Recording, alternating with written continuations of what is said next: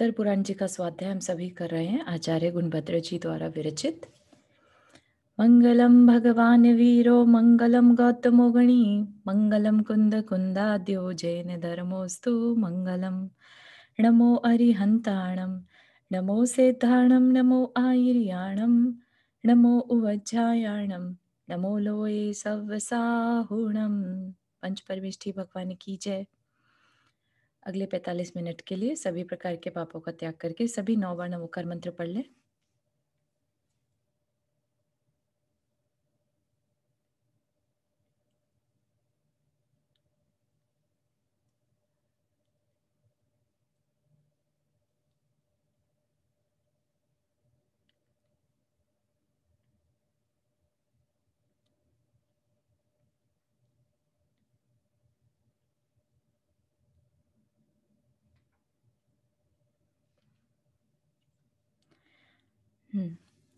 तो हम जो ये स्वाध्याय शुरू करने से पहले सभी प्रकार के पापों का त्याग, तो उसमें आप लोग को क्या समझ में आता है, लाइक कौन से पापों का त्याग करने की हम बात करते हैं? कोई शेयर करना चाहेगा?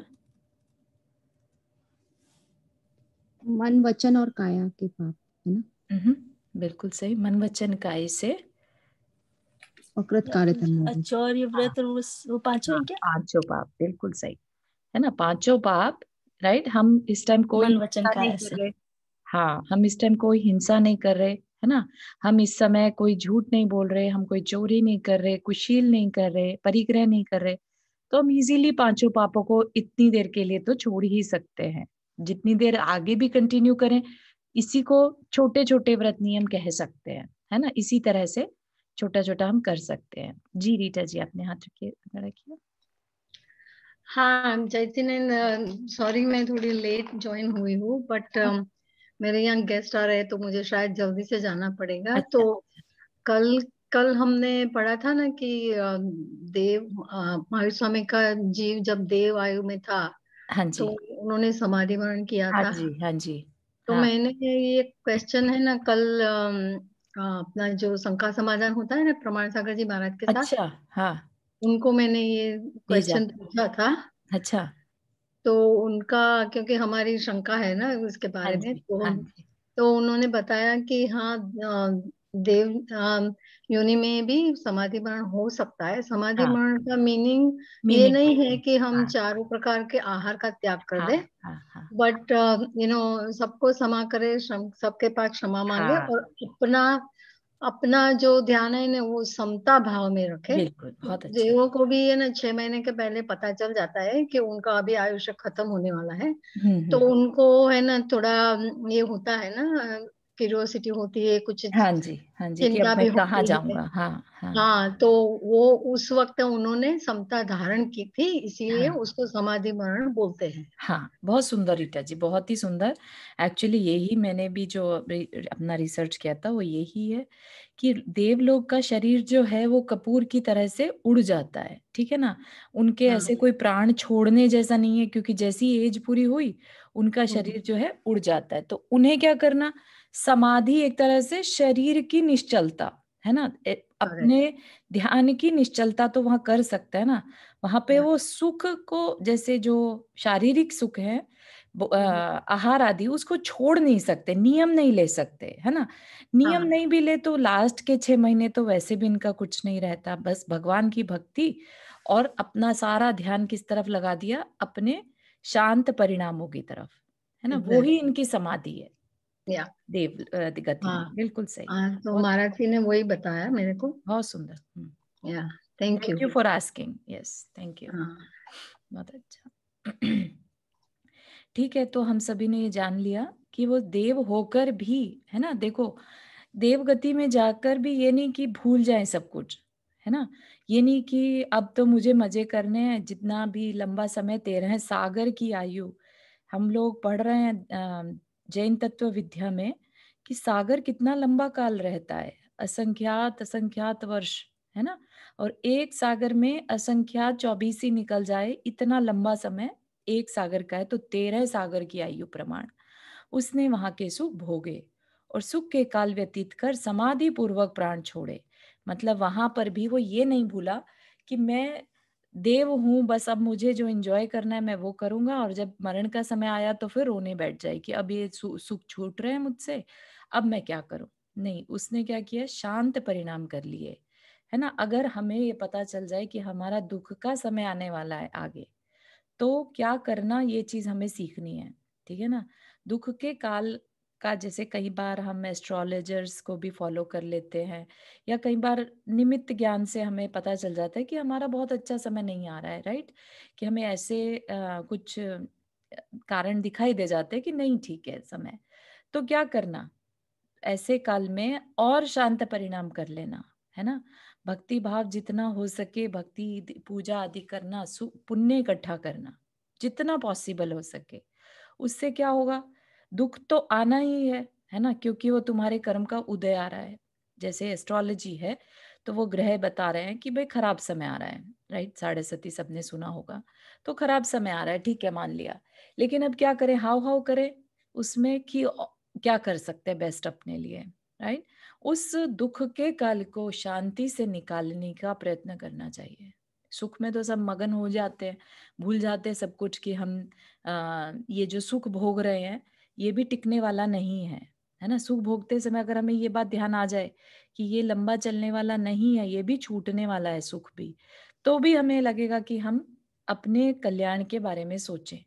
सुख के समय में जिसको कल्याण याद आ जाए, उसका दुख का काल भी बहुत जल्दी निकल जाता है। दुख तो सबकी लाइफ में आता है, सुख भी आता है, दुख भी आता है, राइट। दैट्स व्हाट कर्म भूमि इज। देवगति में सिर्फ सुख है और नरक में सिर्फ दुख है, लेकिन कर्म भूमि एक ऐसी चीज है जहाँ सुख और दुख दोनों है, ठीक है ना। तो उस देव ने क्या किया, समाधि पूर्वक प्राण छोड़े। अब वहां से च्युत होकर, अगर ये समाधि पूर्वक प्राण नहीं छूटते, शांत परिणाम से नहीं छूटते और आर्त ध्यान से परिणाम करता छोड़ता, तो क्या हो जाता, तिर्यंच में भी जा सकता था, है ना। मरण समय के परिणामों का बहुत बड़ा महत्व है। तो इस वजह से देवों का इस प्रकार के शांत परिणाम रखना भी बड़ी बात है। तो अपने को भी सीखना चाहिए यहाँ पर कि तकलीफ के समय में हाव हाव बहुत ज्यादा ना करें, शांति से बिल्कुल, क्योंकि हम ही ने करा होगा कुछ, राइट, जो आज उदय में आ रहा है। किसी के परेशान करने से किसी की लाइफ डिस्टर्ब नहीं हो सकती, ये सब अपन खुद करते हैं, ठीक है ना। तो कहीं से दूसरे को इल्जाम देना, ब्लेम देना, सब बंद करना है। शांत बिल्कुल, और शांत होते चले जाओ अंदर ही अंदर। हाँ सपना जी, आपने हाथ रेस किया। तो अगर किसी के मरते टाइम मोह में प्राण जाते हैं, तो उसकी नियम से गति उसमें हम त्रियंच में जाते हैं। हाँ, और अच्छा, बिल्कुल, आपने कई बार पुराणों में भी देखा है, किसी माता का किसी पुत्र के साथ बहुत स्नेह हो और वो प्राण छोड़ते समय वो स्नेह बना रह जाए, तो फिर तिर्यंच में जाना हो जाता है, क्योंकि स्नेह छूटना इष्ट वियोग हो गया ना, आर्त ध्यान हो गया, राइट। तो आर्त ध्यान की वजह से फिर तिर्यंच में जाते हैं, ठीक है ना। तो इसलिए परिणामों को संभालना बहुत जरूरी है, क्योंकि शरीर छूट रहा है। शरीर छूट रहा है, इसका क्या मतलब है कि आत्मा शाश्वत है, राइट। अगर हम उस टाइम पे सिर्फ आत्मा पे ध्यान लगा दें बजाय संबंधों के कि क्या छूट रहा है क्या नहीं छूट रहा है, ये मैटर ही नहीं कर रहा है, और सिर्फ आत्मा पे ध्यान लगाएं कि मैं अब नेक्स्ट कहीं और जाने वाला हूँ, मेरी जो यात्रा थी यहाँ पर इस शरीर की यहीं पर है, राइट। अब मूव करना है मुझे। तो हालांकि मतलब मैं अपने इसमें ज़्यादा एक्सपीरियंस मेरा नहीं है, लेकिन कह सकते हैं ऐसा कि बस जो भी है अपने को उस समय पर अपनी आत्म कल्याण के बारे में ज़्यादा विचार करना है। तो ये समझ लीजिए कि आप बहुत बड़ा अपना कल्याण कर पाएंगे, ठीक है ना।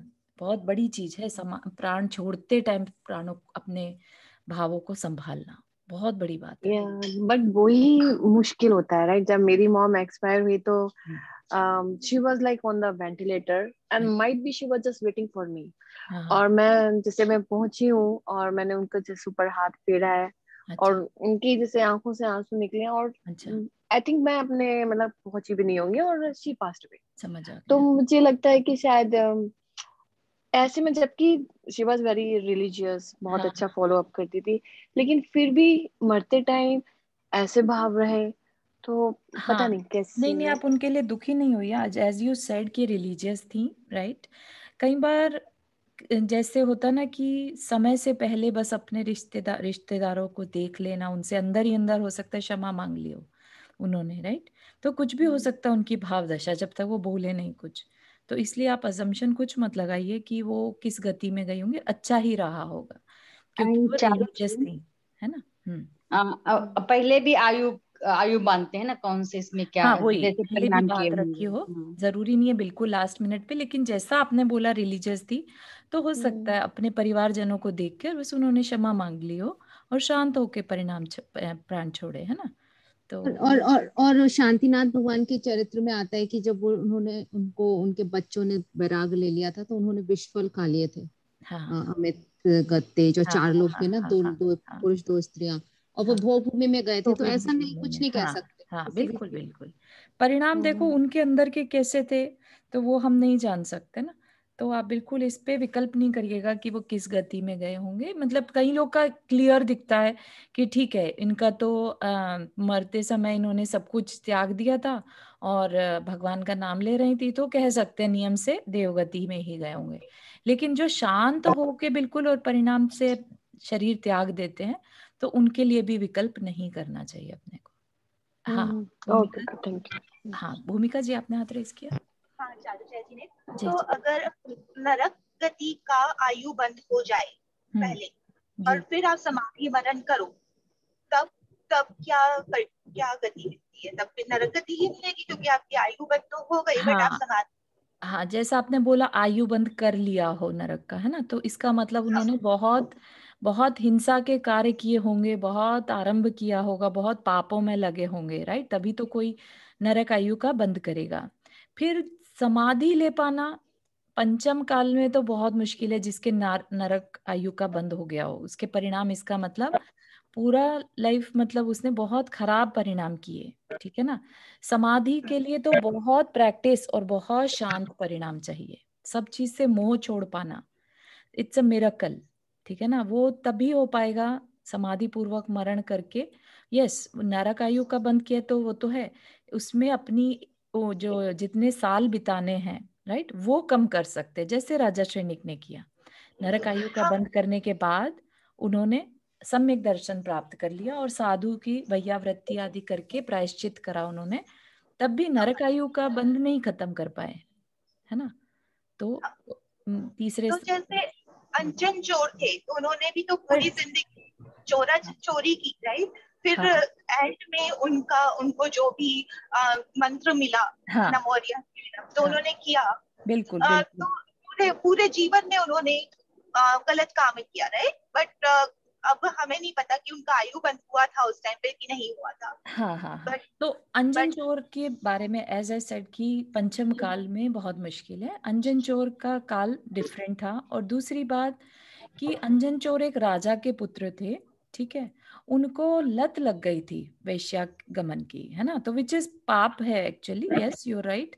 लेकिन जब उनको निमित्त मिला एक तरह से तो उन्होंने अपने परिणाम बदल लिए, उनके शरीर में इतनी सहनन शक्ति थी कि उन्होंने उसके बाद तपस्या भी करी, है ना, कि भाई मैं भी अपने आप को चेंज करूं, जब मेरा एक मंत्र इतना अच्छा कुछ कर सकता है तो मैं बाकी भी करूं। तो ऐसे परिणाम होने के लिए ऐसा इन्वायरमेंट चाहिए, ठीक है ना। तो ऐसा इम्पॉसिबल नहीं कह सकते। यारो उसमें ऐसा है कि अगर नरक का बंद है तो वो समाधि मरण ले ही नहीं सकता। हाँ हाँ वही ना कि वो नरक वाला समाधि मरण नहीं ले सकता क्योंकि सब कुछ छोड़ना उनके अंदर में आता ही नहीं है। नरक धर्म भी उनका वैसे धर्म भी कम हो जाता नरक के बंद वालों का, राइट, उनको धर्म सुहाता नहीं है फिर। हाँ, अंजन चोर की में मैं एक बात कहूंगी, अंजन चोर जो थे उन्होंने पहले भी विद्याएं सिद्ध कर रखी थी, तो विद्याएं सिद्ध करना भी इतना, उन्होंने आंख को अंजन वाली विद्या सिद्ध कर रखी, तो वैसे भी वो बहुत स्ट्रांग थे, केंद्रित कर लेते थे अपना दिमाग। वो तो वो गलत उसमें पड़ गए और जैसे ही उनको सही रास्ता मिला वो चले गए। He was already very powerful person, चरम शरीरी। हाँ भूमिका जी बात समझ में है? समझ में आई कि गति और नरक गति का अगर हम आयु बंद कर लेते हैं तो हम कोई संयम नहीं धारण कर सकते, कोई व्रत नहीं धारण कर सकते, ये निश्चित, ये बात समझ। बट अगर हम प्रायश्चित करना चाहें और प्रायश्चित करके समता भाव रखें तो भी नहीं कर सकते, मतलब समता भाव के साथ में शरीर छोड़ें तो वो भी पॉसिबल नहीं है। हाँ, इसमें क्या रहता है कि उनके ना परिणाम इस तरह के होते नहीं, आत्म कल्याण की तरफ दृष्टि ही नहीं जाती। एक बार नरक आयु का बंद कर ले तो वेरी रेयर केसेस वो परिणाम संभाल पाते हैं। उनके लिए बहुत स्ट्रॉन्ग निमित्त चाहिए। सोचिए आप, राजा श्रेणी के केस में स्वयं महावीर भगवान सामने थे, राइट? तब जाके तो उनके परिणाम बदल पाए। इतने रिद्धिधारी मुनिराज उनके सामने थे, तब पॉसिबल हुआ। एक आज के समय के हिसाब से मुश्किल है, लेकिन इम्पॉसिबल नहीं है। ठीक है ना? बहुत डिफिकल्ट है। नरक आयु का बंद जिसने किया, जैसे संस्कार हैं, और पढ़ने के बाद संयम लेने के भाव ही नहीं होते, कल्याण करने के भाव ही नहीं होते, वो इवन मंदिर जाना भी पसंद नहीं करेगा, स्वाध्याय सुनना पसंद नहीं करेगा, खाओ पियो मजे करो, ऐसी प्रवृत्ति उनकी हो जाएगी। तो अब ये रहेंगे बोलो। अगर उसने बहुत अच्छे काम किए होंगे नरक के बंद के बाद, तो वो भोग भूमि में जन्म ले लेगा। नहीं, वो तो नरक आयु तो नरक आयु तो नहीं, सॉरी, अगर मनुष्य जन्म का बंद किया होगा, हाँ, तब भोग भूमि जाएगा, तब वो भोग भूमि में जन्म ले लेगा। राइट। राजा श्रेणी को तो क्षणिक समय दर्शन प्राप्त हो गया था नरक के बंद के बाद, फिर भी वो नरक को नहीं टाल पाए। हाँ, वही उनके स्ट्रॉन्ग निमित्त थे आसपास के, तो इस वजह से वो अपना कल्याण कर पाए। हाँ, महक आपने हाथ रेज किया। हाँ, बस वो उसी के कंटिन्यूएशन में, जैसे वो ये लाइन से है ना, ज्यादा जैसे क्लियर हो जाता है कि जैसी गति वैसी मति। हाँ, बेसिकली मतलब वो जैसी जो गति अगर डिसाइड पहले हो जाती है तो फिर वो मति भी वैसे ही चलती है, हो जाती है। यस, इवन देवायु का बंद कर लिया तो भी नहीं परिणाम, मतलब देवायु का बंद कर लिया तो अंदर से हो जाते हैं अपने व्रत आदि लेने के, लेकिन नरकायु और तिर्यंच हो जाए तो फिर नहीं मन करता अंदर से, अच्छी बातें सुहाती नहीं है, राइट? कोई आपके कल्याण की बात कर रहा है, आप कहेंगे छोड़ो यार क्या करना है ना, इस तरह से। ठीक है, चले आगे। और अगर देवगति में जाएगा तो भवनात्रिक में गया तो भी उसके अच्छे भाव हो जाएंगे। हाँ, देवगति में देव आयु का बंद कर लिया है। हाँ, तो पर सम्यक दर्शन नहीं है तो भवनात्रिक में जाएगा, और सम्यक दर्शन है तो नियम से वैमानिक देवों में जाएगा। हाँ, तो फिर अगर देव का बंद हुआ और भवनात्रिक का हुआ तो फिर उसके परिणाम तो इतने अच्छे नहीं होने चाहिए। हाँ, नहीं, देव आयु का बंद किया है तो परिणाम अच्छे अपने उसके करने में इजी रहता है उसको, तो वो भवनात्रिक से वैमानिक में भी जा सकता है, इतना डिफरेंस वो अपने में ला सकता है ना? थोड़ी मेहनत करेगा तो भवनात्रिक से वैमानिक देवों में भी जा सकता है। तो वो शुभाम चक्रवर्ती का जो वो था, क्या कहते हैं, रसोईया, उसके तो बहुत 8 परिणामों में डेथ हुई थी, पर उसने देवगति का बंद कर लिया था, वो देव बन गया था ना, तभी तो उसने शुभाम चक्रवर्ती को डुबोया। हाँ, तापस की उसने तपस्या करी थी, है ना? वो तापस नहीं, वो था क्या कहते हैं, आप उसकी बात कर रहे हो पार्श्वनाथ भगवान की, लेकिन शुभाम चक्रवर्ती ने अपने रसोइये के ऊपर वो खीर डाल दी थी, तो वो उसी से 8 रौद्र परिणामों में उसकी मृत्यु हुई खीर से। आर्थ परिणामों के साथ तो भवनात्रिक में तो नहीं जा सकता, अनलेस कि उसने दान व्रत आदि किए हों, है ना? हाँ, हो सकता है मरते समय उसने शांत परिणाम रखे होंगे। हाँ, बिल्कुल, तो वो मैटर करता है। अगर उसने शांत परिणाम रखे, अच्छे भाव रखे, सब कुछ छोड़ने के भाव रखे, तब तो पॉसिबल है, क्योंकि तप के बिना देवायु बंद नहीं हो सकता। ठीक है ना? हम उसमें देखेंगे देव अगति बांधने के, देवायु बांधने के क्या क्या तरीके हैं जब हम जैन तत्व विद्या पढ़ेंगे। हाँ, ये सारे स्वर्ग में बताइएगा, आप बोली थी मैं बताऊंगी सारे। हाँ जी, सब आएगा उसमें बहुत अच्छे से। हाँ, कि हमको किया वो। ठीक है ना? लेकिन हमें तो ये नहीं सोचना चाहिए ना कि देवायु बांधनी है, हमें तो खाली मोक्ष का मार्ग ही सोचना है, राइट? बिल्कुल, नहीं तो अटक जाएंगे देवगति में। वही, जो आयु मांगने से है ना मिलेगी, तो वो हम उसमें अटक जाते हैं। वही, हमें तो वो भाव करने ही नहीं है, हमें बिल्कुल तो सही है। हाँ, और भव्य जो होते हैं, लाइक अभव्य होते हैं, वो नरकायु का बंध बांधते हैं, लाइक नास्तिक और अभव्य जो है वो डिपेंडिंग ऑन सेम होता है, भव्य की तरह ही वो देवायु भी बांध सकते हैं, चारों गतियों में जा सकते हैं, सिर्फ अपना कल्याण नहीं कर सकते। कल्याण इन द सेंस मोक्ष नहीं जा सकते। या समझ, है ना, नवम ग्रह वेग तक। या अगर कर्म अच्छे हैं, भले अभव्य है, फिर भी वो अपना सम्यक दर्शन नहीं पा सकते बस वो। हाँ चारू जी आपने हाथ रेज किया। हाँ जय जी। मैं ये पूछना चाहती थी, ये जो हम बात कर रहे हैं कि नरक गति का वो बंद हुआ, तो ये हम अगले जन्म की बात कर रहे हैं या इस भाव में क्या होता है ना, थोड़ा सा आपको कॉन्टेक्स्ट बता दें कि आयु जिस आयु का हम बंद कर लेते हैं करंट पर्याय में, राइट, करंट बॉडी में, उसी में हमें जाना पड़ता है। ठीक है, तो उसी की बात कर रहे हैं कि किसी ने नरक आयु का बंद कर लिया तो उसे वहां जाना ही पड़ेगा, चेंज नहीं कर सकता, राइट। तो फिर कैसे परिणाम होते हैं उसके? नरक आयु का बंद कर लिया तो उसको बिल्कुल धर्म ध्यान में मन नहीं लगता। बहुत एज वी सेड कि बहुत अच्छे निमित्त मिले तो अलग बात है। कोई कोई प्राणी है जो नरक आयु का बंद करने के बाद भी अपना कल्याण कर ले। ठीक है ना? ठीक है। हाँ सपना जी आपने हाथ रेज किया। तो जैसे अगर जैसे कहते हैं ना कि हम अपने एज के हिसाब से कुछ चौथाई हर एक हिस्से में अपना कर्म आयु बंद मानते हैं, राइट। तो जैसे आज ये आयु बंद हमारे भावों के हिसाब से बनता है, राइट। और अगर जैसे आज हमारे भाव अच्छे हैं तो हमने हो सकता है आज हमने देवगति का आयु बंद मान लिया फॉर एग्जाम्पल, और नेक्स्ट टाइम जब हमारे भाव होंगे तो हम नरक गति का हमारे डिपेंड करता है हमारे भावों के ऊपर, या वो एक सा गति जो एक बार बांध लिया वो बंद गया, मतलब हमेशा के लिए। नहीं, आयु का बंद तो एक बार हो गया तो वो बंद गया। ठीक है, जो आप कह रहे हैं गति इज कंटिन्यूअसली हम बांधते रहते हैं क्योंकि वो गति नामकर्म की प्रकृति है। ठीक है, और जो हम आयु कह रहे हैं कि हम किस शरीर में जाएंगे अगले उसमें, राइट, किस चारों में से कौन सी आयु में जाएंगे, तो वो एक बार बांध लिया तो वो चेंज नहीं होता, है ना। तो वो भी उसके बारे में भी हम डिटेल में पढ़ेंगे जब हम कर्म प्रकृतियां पढ़ेंगे ना, तो उसमें आयु कर्म और नाम कर्म जब पढ़ेंगे तब क्लियर हो जाएगा कि नरक आयु और नरक गति क्या है। Thank you. हाँ सुधा जी आपने हाथ रेज किया। जय जी मैं फैमिली में सब जो साथ में रहते हैं तो कोई कंदमूल खाता और कोई नहीं खाता, तो ये पाप सबको लगेगा? नहीं, सबको नहीं लगेगा, अनलेस कि मतलब आप उसको सपोर्ट करते हैं तो कृतकारित अनुमोदन, है ना, तो अनुमोदना अगर कर रहे हैं तो यस लगेगा, लेकिन अगर आप उन्हें कह रहे हैं कि मत खाओ and they still do it, तब आपको नहीं लगेगा, बाकियों को लगेगा। Thank you so much, thank you okay, just no. हाँ सही बात, थैंक यू। ठीक है, आगे बढ़े।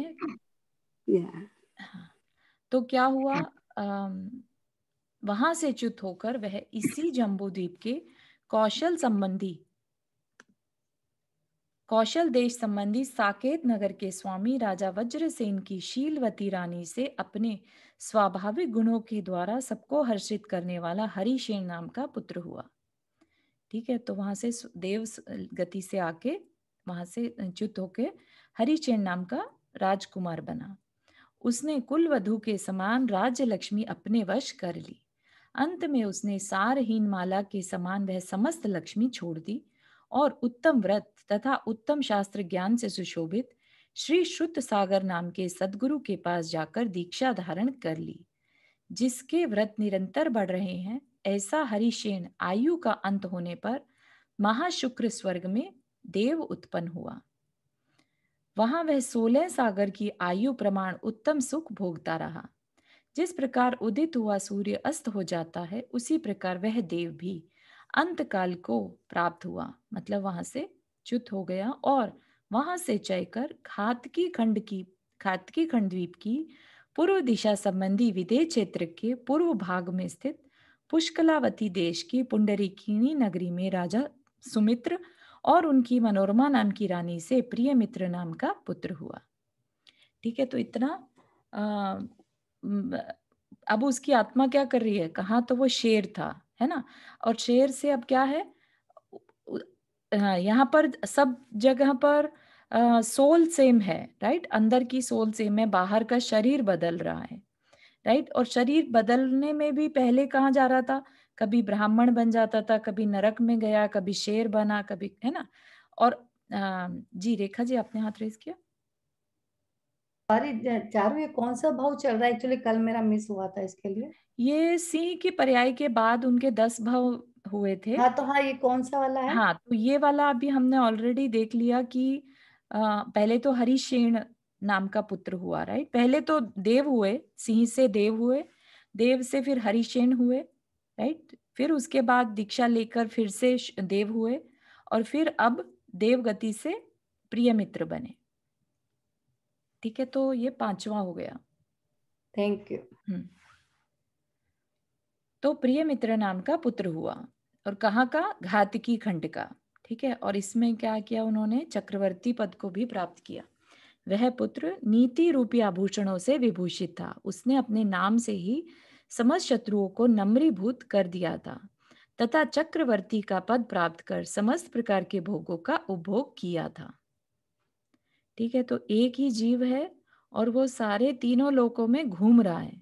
कभी नरक में भी गया, कभी ऊपर के स्वर्गों में गया, है ना, कभी मध्य लोक के डिफरेंट डिफरेंट द्वीपों में गया। तो आप इस पर भी चिंतन कर सकते हैं, सामायिक करें कभी तो ये चिंतन कर सकते हैं कि हमने भी इसी तरह से अपने शरीर छोड़ते रहे जगह जगह जाके, है ना। तो उसने चक्रवर्ती का पद प्राप्त किया और खूब उपभोग किया। अंत में वह क्षेमंकर नामक जिनेंद्र भगवान के मुखारविंद से प्रकट हुए तत्वों से भरे हुए और गंभीर अर्थ को सूचित करने वाले वाक्यों से सब पदार्थों के समागम को भंगुर मानकर विरक्त हो गया। अब ये जो चीज है, गंभीर अर्थ को सूचित करने वाले वाक्य, है ना, वाक्य तो वाक्य हैं, लेकिन उन्होंने उस वाक्य को भी डीप मीनिंग निकाल के और उसको फॉलो किया। फॉलो करा मतलब यहाँ पर क्या, उनका जो मन था वो संसार से विरक्त हो गया। क्योंकि जब हम उपदेशों को अच्छे से समझते हैं, अपनी अंदर में अच्छे से उतार लेते हैं, तभी हमारे अंदर चेंजेस आते हैं। जब हमारा मन करता है कि हम कुछ अच्छा करें अपने कल्याण के लिए, है ना, तब मतलब समझिए कि हम भी विरक्त हो गए हैं। विरक्त होना बाहर से जरूरी नहीं है, अंदर से विरक्ति होना जरूरी है। ठीक है ना, हम अंदर में चीजों से अपनी अटैचमेंट कम कर दे, भले ही बाहर में देखने वाले को दिखाई न भी दे तो भी चलता है, लेकिन हम बाहर में विरक्ति दिखाएं और अंदर में अटैच्ड रहें तो वो नहीं चलेगा, उसमें अपना कल्याण नहीं होगा। ठीक है ना, तो ये क्या हुआ, मानकर विरक्त हो गया तथा सर्वमित्र नामक अपने पुत्र के लिए राज्य का भार देकर 1000 राजाओं के साथ दीक्षित हो गया। 5 समितियों और 3 गुप्तियों रूप 8 प्रवचन मातृकाओं के साथ साथ अहिंसा महाव्रत आदि 5 महाव्रत उन मुनिराज में पूर्ण प्रतिष्ठा को प्राप्त हुए थे। तो जो मुनि हैं उनके लिए 5 समिति और 3 गुप्तियां का पालन करना जरूरी है ना। हमने ये चीज 6 डाला में पढ़ी थी, ठीक है ना। और साथ ही साथ 5 महाव्रत उन्होंने धारण किए। ठीक है, ये मातृकाओं का मतलब क्या हुआ, मतलब ऐसा प्रवचनों में मतलब सबसे उपदेश, हाँ मैंने कई और जगह पढ़ा सबसे उत्कृष्ट मातृका, राइट, सबसे टॉप पे जो आते कि ये तो 8 करने ही करने हैं। अगर किसी मुनिराज ने बाकी सारे रूल फॉलो कर लिए, इवन महाव्रत भी फॉलो करे, लेकिन समिति और गुप्ती को फॉलो नहीं किया, तो फिर वो मुनिराज नहीं कहलाते। ठीक है, तो एक किसी भी मुनिराज के लिए उनके छठे गुण स्थान बने रहने के लिए, मुनि व्रत बनाए रखने के लिए इन 8 का होना जरूरी है, 5 समितियां और 3 गुप्तियां। उसको मात्र बोलते हैं। हाँ, इसी को 8 प्रवचन मातृका बोलते हैं। हाँ, क्योंकि और भी कहीं मैंने पढ़ा है, जब अपन जैसे वो माफी मांगते हैं ना, उसमें सब में बीच में आता है एक बार कितने। अच्छा, हाँ, बहुत बढ़िया, मातृका। Okay, thank you. तभी वो महाव्रत को पाल सकेंगे। अगर वो गुप्ती और समिति में नहीं रहेंगे तो महाव्रत भी नहीं पाल पाएंगे। ठीक है, आयु का अंत होने पर वे सहस्रार स्वर्ग में जाकर सूर्यप्रभ नाम के देव हुए। वहां उनकी आयु 18 सागर प्रमाण थी। अनेक रिद्धियां बढ़ रही थी और वे सब प्रकार के भोगों का उपभोग कर चुके थे, है ना। अब और फिर से देव बन गए, देव से फिर राजा बनते हैं, मुनि बनते हैं, फिर वापस से देव बन जा रहे हैं। ऐसा करते हुए उन्हें 10 भाव इसी तरह से निकाल देंगे। जिस प्रकार मेघ से एक प्रकार की बिजली निकल पड़ती है, उसी प्रकार वह देव उस स्वर्ग से च्युत हुआ और इसी जम्बूद्वीप के छत्रपुर नगर के राजा नंदीवर्धन तथा उनकी वीरवती नाम की रानी से नंद नाम का सज्जन पुत्र हुआ। अब जो ये नंद नाम का राजा है, पुत्र हुआ, ये ही अब तीर्थंकर प्रकृति का बंध करेगा। इस पर्याय में ये तीर्थंकर प्रकृति का बंध करेंगे, फिर से देव बनेंगे और वहां से च्युत होकर फिर महावीर भगवान बनेंगे। ठीक है, तो नंद नाम का पुत्र हुआ। इष्ट अनुष्ठान को पूरा कर अर्थात अभिलषित राज्य का उपभोग कर वह प्रोष्ठिल नाम के श्रेष्ठ गुरु के पास पहुंचा। वहां उसने धर्म का स्वरूप सुनकर आप्त, आगम और पदार्थ का निर्णय किया। है ना, ये लाइन कल भी आई थी। आप्त मतलब कि सच्चा देव कौन है, आगम सच्चा शास्त्र, सच्चा ज्ञान क्या है, और पदार्थ यानी सही तत्व क्या है का निर्णय किया। उसने निर्णय कर लिया कि वो सही क्या है। कैसे? धर्म का स्वरूप सुना, है ना। सुनने के बाद निर्णय खुद करना पड़ता है। ठीक है, ऐसा नहीं है कि कोई आपके निर्णय भी कराएगा, सिर्फ आपको डिटेल दे दी जाती है, लॉजिक कि हाँ ये ऐसा है, ये ऐसा है, अब आपकी मर्जी है, आप इसमें क्या चुनते हैं। संयम धारण कर लिया और शीघ्र ही 11 अंगों का ज्ञान प्राप्त कर लिया। उसने तीर्थंकर प्रकृति का बंद होने में कारणभूत और संसार को नष्ट करने वाली दर्शन विशुद्धि आदि 16 कारण भावनाओं का चिंतन कर उच्च गोत्र के साथ साथ तीर्थंकर नाम कर्म का बंद किया। तो ये भी एक बार ये आप्त, आगम और पदार्थ का दोबारा बताओगी? हाँ, आप्त कहते हैं देव को एक्चुअली, और वो भी जिनेंद्र देव को, सच्चे देव को। ठीक है, आप्त सोल को भी कह सकते हैं, आप्त मीमांसा, वैसे जो प्योर सोल है बेसिकली वो, है ना, सिद्ध। आगम, आगम मतलब जिनेंद्र देव की वाणी, राइट, कि क्या सही है, शास्त्र कह लीजिए, आगम, है ना, हम बोलते भी हैं आगम वाणी। और पदार्थ का निर्णय, जो अंदर में जीव तत्व है उसका निर्णय, राइट, कि भाई ये जो तत्व है अंदर, जो आत्मा सब जगह सेम है और शरीर बदल रहा है, फिर आत्मा की क्या क्वालिटीज हैं, ये सब का निर्णय किया। ठीक है, थैंक यू। श्योर। आयु के अंत समय सब प्रकार की आराधनाओं को प्राप्त कर वह अच्युत स्वर्ग के पुष्पोत्तर विमान में श्रेष्ठ इंद्र हुआ। तो वो अब क्या है, वहां से नंद की पर्याय से अब स्वर्ग में फिर से देव हुए, इंद्र हुए इस पर। वहां उनकी 22 सागर प्रमाण आयु थी, 3 हाथ ऊंचा शरीर था, द्रव्य और भाव दोनों ही शुक्ल लेश्याएं थी। शरीर से भी गोरे थे, शुक्ल मतलब गोरा, है ना, सफेद, और भाव भी उनके बहुत शुभ थे, शुक्ल थे। 22 पक्ष में एक बार श्वास लेता था, 22,000 वर्ष में एक बार मानसिक अमृत का आहार लेता था, सदा मानसिक प्रविचार करता था और श्रेष्ठ भोगों में सदा तृप्त रहता था। ठीक है, प्रविचार का मीनिंग बताया हुआ है पहले, काम सुख, है ना। तो काम सुख क्या है? मानसिक प्रविचार है, मन से ही उनको सुख बना रहता था, उनको किसी देवी की जरूरत नहीं रहती थी, और श्रेष्ठ भोगों से सदा तृप्त रहता था। उसका अवधि ज्ञान रूपी दिव्य नेत्र छठी पृथ्वी तक की बात जानता था, और उसके बल, कांति तथा विक्रिया की अवधि भी अवधि ज्ञान के क्षेत्र के बराबर ही थी। मतलब कि क्या कह रहा है कि उनका जो अवधि ज्ञान था वो कहाँ तक लगा सकते थे? छठे नरक तक, राइट। तो बल, विक्रिया, कांति, ये भी क्या है? उतने ही क्षेत्र तक। तो इसका मतलब इतने क्षेत्र को हिला देने की उनकी क्षमता थी। सामानिक देव और देवियों से घिरा हुआ वह इंद्र अपने पुण्य कर्म के विशेष उदय से सुख रूपी सागर में सदा निमग्न रहता था।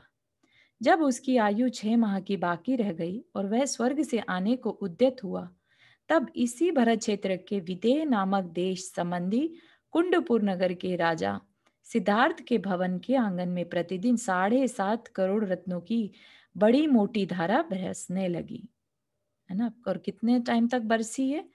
एक बार जो बरसनी शुरू हुई तो 15 मास तक, बोलते ना 15 मास रतन कुंडलपुर, है ना। तो 15 मास तक डेली 7.5 करोड़ रत्न बरसते थे। आषाढ़ शुक्ल षष्ठी के दिन जबकि चंद्रमा उत्तराषाढ़ नक्षत्र में था, तब राजा सिद्धार्थ की प्रसन्न बुद्धि वाली रानी प्रियकारिणी 7 खंड वाले राजमहल के भीतर रत्नमय दीपकों से प्रकाशित नंद्यावर्त नामक राजभवन में हंस तूलिका आदि से सुशोभित रत्नों के पलंग पर सो रही थी। ठीक है, तो रानी को सेम अभी जो बाकी तीर्थंकरों के समय में हुआ 16 स्वप्न आए। जब उस रात्रि के रौद्र, राक्षस और गंधर्व नाम के 3 पहर निकल चुके। 4 पहर रहते हैं रात्रि, कितने पहर रहते हैं? 8 पहर, है ना। और मनोहर पूरे दिन भर में 8 रहते हैं, रात के 4। मनोहर नामक चौथे पहर का अंत होने को आया, तब उसने कुछ खुली सी नींद में 16 स्वप्न देखे। 16 स्वप्न के बाद ही उसने मुख में प्रवेश करता हुआ एक अन्य हाथी देखा।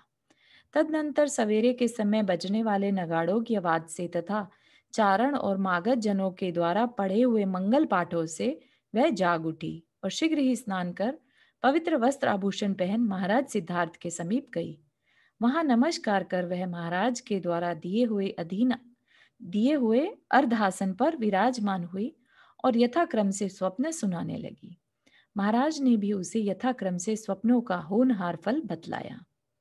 स्वप्न का फल सुनकर वह इतनी संतुष्ट हुई मानो उसने उनका फल उसी समय ही प्राप्त कर लिया हो, है ना। और वैसे भी उसी समय ही तीर्थंकर उनके गर्भ में आ जाते हैं। तदनंतर सब देवों ने आकर बड़े वैभव के साथ राजा सिद्धार्थ और रानी प्रियकारिणी का गर्भ कल्याणक संबंधी अभिषेक किया। देव और देवियों को यथा योग्य कार्य में नियुक्त किया और यह सब करने के बाद वे अलग अलग अपने अपने स्थानों पर चले गए। तदनंतर 9वां माह पूर्ण होने पर चैत्र शुक्ल त्रयोदशी के दिन अर्यमा नाम के शुभ योग में जिस प्रकार पूर्व दिशा में बाल सूर्य उत्पन्न होता है, रात्रि में चंद्रमा उत्पन्न होता है, पद्म नामक हृदय में गंगा का प्रवाह उत्पन्न होता है, पृथ्वी में धन का समूह प्रकट होता है, सरस्वती में शब्दों का समूह उत्पन्न होता है और लक्ष्मी में सुख का उदय उत्पन्न होता है, इसी प्रकार उस रानी में वह अच्युतेंद्र नाम का पुत्र उत्पन्न हुआ, मतलब कि जन्म लिया।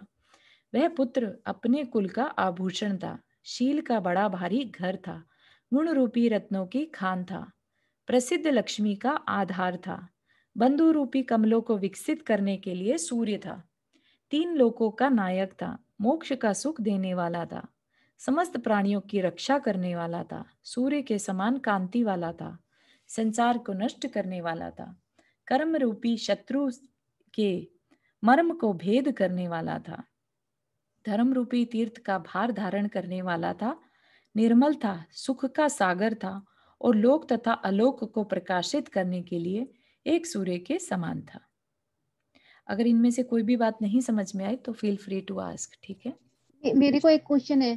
तो अपन ने जब सीता जी का चरित्र पढ़ा था तो उनको बोला था वो भी अच्युतेंद्र बनी थी, प्रतेंद्र बनी थी, अच्युत प्रतेंद्र। हाँ जी। तो फिर उसके बाद ये बीच में भी कई जगह हमने देखा कि कोई अच्युतेंद्र बने, तो फिर वो अभी तो सीता जी का इतना सागरों का टाइम ही नहीं हुआ है, तो कैसे? मैथमेटिक्स नहीं सही समझ में आ रही। हाँ, तो वो वहीं पर होंगी ना, वो वाला जीव भी वहीं होगा, अच्युत स्वर्ग में प्रतीन्द्र होगा। ये वहां पर देव थे, इंद्र थे। अभी अच्युतेंद्र बोला ना स्वर्ग में। हाँ, अच्युतेंद्र बोला ना, तो इंद्र थे, अच्युत स्वर्ग के इंद्र थे ये। हाँ जी, हाँ जी, 16वां स्वर्ग। तो मतलब इतने दिनों में आई थिंक शांतिनाथ भगवान का जीव भी 16वें स्वर्ग का इंद्र था, आई बिलीव। देखना पड़ेगा। हाँ, देखना पड़ेगा वो। तो हाँ, सेम स्वर्ग से आ सकते हैं, ऐसा कुछ भी नहीं है। वो अपनी अपनी उम्र जो उन्होंने वहां पर बांधी हुई है ना, तो 22 सागर की तो आयु उन्होंने वहां पे पूरी करनी ही पड़ेगी। हाँ, तो लेकिन वो तो अभी देखिए जैसे अभी गई हैं और ये वहां पर पूरी करके आ गए हैं अभी, मतलब 2500 साल पहले ही तो पूरी करके आए। हाँ, बिल्कुल बिल्कुल। तो आपका क्या प्रश्न है इसमें कि वो वहां साथ में होंगे, है ना? मुझे ये लगा कि ये कैलकुलेशन कई बार आते हैं, ये अच्युतेंद्र बना तो हाँ। जैसे सीता जी के जीव से अब तो प्रतीन्द्र की पोजीशन तो अभी भरी हुई है, वहां कोई नहीं जा सकता फिलहाल, तो एक ही चेंज होगा ना। एक तब तक इंद्र, सीता जी च्युत नहीं होंगी। हाँ, आई डोंट थिंक एक ही इंद्र और एक ही प्रतींद्र होता है वहां पर। हाँ नहीं नहीं, एक ही होता है टोटल। इंद्र भी एक ही रहते हैं। हाँ हाँ, ओके, तो या हो सकता है फिर बाकी। we'll see. ठीक है। रानी प्रियकारिणी ने उस बालक को जन्म देकर मनुष्यों, देवों और तिर्यंचों को बहुत भारी प्रेम उत्पन्न किया था, इसलिए उसका प्रियकारिणी नाम सार्थक हुआ था। उस समय सबके मुकम्मलों ने अकस्मात ही शोभा धारण की थी और आकाश से आनंद के आंसुओं के समान फूलों की वर्षा हुई थी। उस समय नगाड़ों का समूह शब्द कर रहा था, स्त्रियों का समूह नृत्य कर रहा था, गाने वालों का समूह गा रहा था और बंदी जनों का समूह मंगल पाठ पढ़ रहा था। सब देवलोग अपने अपने निवास स्थान को उजड़ बनाकर नीचे उतर आए थे। तदनंतर सौधर्म इंद्र ने मायामय बालक को माता के सामने रखकर सूर्य के समान देदीप्यमान उस बालक को ऐरावत हाथी के कंधे पर विराजमान किया। बालक के तेज से दशों दिशाओं को प्रकाशित करता और देवों से घिरा हुआ वह इंद्र सुमेरु पर्वत पर पहुंचा। वहां उसने जिन बालक को पांडुक शिला पर विद्यमान सिंहासन पर विराजमान किया और क्षीर सागर के जल से भरे हुए देदीप्यमान कलशों से उनका अभिषेक कर निम्न प्रकार स्तुति करी। वह कहने लगा कि हे भगवान, आपकी आत्मा अत्यंत निर्मल है ना। तो वो किसको कह रहा है ये बात? एक छोटे से बालक को, लेकिन उसको क्या बालक दिखाई दे रहा है वहां पर कि उनकी आत्मा, है ना। तो उस आत्मा के प्रति उसका बहुत अंदर से क्या है, क्या कहते हैं, बहुमान, है ना। भक्ति किसकी है? वो उस आत्मा की है। उस आत्मा के साथ साथ शरीर की भी हो रही है, वो एक अलग बात है ना। उस शरीर की इसलिए हो रही है क्योंकि उसके अंदर वो वाली प्योर आत्मा बैठी है। आपकी आत्मा अत्यंत निर्मल है तथा आपका यह शरीर विशुद्ध पुद्गल परमाणुओं से बना हुआ है। पुद्गल वैसे मतलब जो ये मैटर को बोलते हैं ना, नॉन लिविंग रहता है, विशुद्ध सबसे अच्छे परमाणु। हम ये भक्तामर जी में भी पढ़ते हैं ना कि भगवान का शरीर विश्व के जितने भी तीनों लोकों के सुंदर परमाणु होते हैं उनसे बना है। तो कहीं भी विश्व में तीनों लोकों में अच्छे परमाणु नहीं बचे क्योंकि वो सब आपके शरीर को बनाने में लग गए। इसलिए स्वयं अपवित्र निंदनीय जल के द्वारा इनकी शुद्धि कैसे हो सकती है? हम लोगों ने जो अभिषेक किया है वह आपके तीर्थंकर नामकर्म के द्वारा प्रेरित होकर ही किया है, अथवा यह एक आमनाय है, मतलब कि एक करना ही है। तीर्थंकर के जन्म के समय होने वाली एक विशिष्ट क्रिया ही है। इसलिए हम लोग आकर आपकी किंकरता को प्राप्त हुए हैं। किंकरता मतलब दासता या सेवक, सेवक के लिए प्रस्तुत हुए हैं। अधिक कहने से क्या, इंद्र ने उन्हें भक्ति पूर्वक उत्तमोत्तम आभूषणों से विभूषित कर उनके वीर और श्री वर्धमान इस प्रकार दो नाम रखे। तदनंतर सब देवों से घिरे हुए इंद्र ने जिन बालक को वापस लाकर माता की गोद में विराजमान किया, बड़े उत्सव से आनंद नाम का नाटक किया। मतलब कि वो तांडव टाइप का जो होता है ना, वैसा एकदम मतलब खुशी में झूम उठता है। माता पिता को आभूषण पहनाए, उत्सव मनाया और यह सब कर चुकने के बाद श्री वर्धमान स्वामी को नमस्कार कर देवों के साथ अपने स्थान पर चला गया। श्री पार्श्वनाथ तीर्थंकर के बाद 250 वर्ष बीत जाने पर एक महावीर स्वामी उत्पन्न हुए थे, है ना। सिर्फ 250 वर्ष ही हुए थे पार्श्वनाथ तीर्थंकर के मोक्ष जाने के बाद कि महावीर स्वामी लास्ट तीर्थंकर हुए। उनकी आयु भी इसी में शामिल है। कुछ कम 72 वर्ष की उनकी आयु थी। वे 7 हाथ ऊंचे थे, सब लक्षणों से विभूषित थे। पसीना नहीं आना आदि 10 गुण उनके जन्म से ही थे। वे 7 भयों से रहित थे, है ना। जो भी आकस्मिक भय, इहलोक भय, परलोक भय, ये जो 7 भय रहते हैं उनसे रहित थे और सब तरह की चेष्टाओं से सुशोभित थे। एक बार संजय और विजय नाम के 2 चारण मुनियों को किसी पदार्थ में संदेह उत्पन्न हुआ था, परंतु भगवान के जन्म के बाद ही वे उनके समीप आए और उनके दर्शन मात्र से ही उनका संदेह दूर हो गया। इसलिए उन्होंने बड़ी भक्ति के से कहा कि यह बालक सन्मति तीर्थंकर होने वाला है। तो उन चारण रिद्धि मुनिराजों की संशय दूर होने से उन्होंने नाम रख दिया सन्मति, तथा उन्होंने उनका सन्मति नाम रखा था। गुणों को कहने वाले सार्थक शब्दों की तो बात ही क्या थी। श्री वीरनाथ को छोड़कर अन्यत्र जिनका गुणवाचक अर्थ नहीं होता, ऐसे शब्द भी श्री वीरनाथ में प्रयुक्त होकर सार्थक हो जाते थे। किस जितने भी गुण थे वो सब उनके अंदर थे। ठीक है, हाँ यहीं तक रख सकते हैं। किसी को कोई क्वेश्चन? हाँ चारू, हाँ, जब हम ध्यान करते हैं और जब हम अपने जीव के बारे में सोचते हैं कि हम कैसे कैसे दुख उठा के आए हैं, हाँ, और फिर अपने पर घृणा सी होने लग जाती है, फिर वो क्या आत्म ध्यान के अंदर आता है?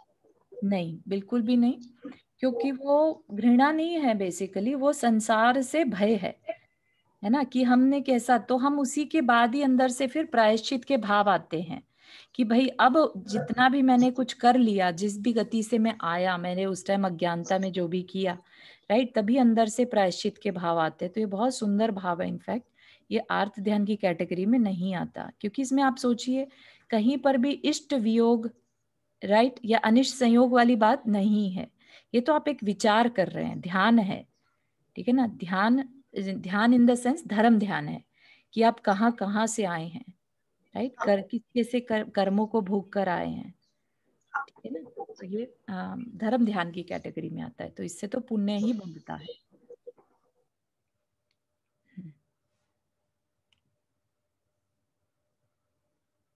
और किसी को कोई question before we end the class? चलिए, जिनवानी स्तुति। जा वाणी के ज्ञान से सूझे लोकालोक, सो वाणी मस्तक धरो सदा देत हो दोख। हे जिनवाणी भारती तो ही जपो दिन रैन, जो तेरा शरणा गहे सो पावे सुख चैन। 9 बार नमो में।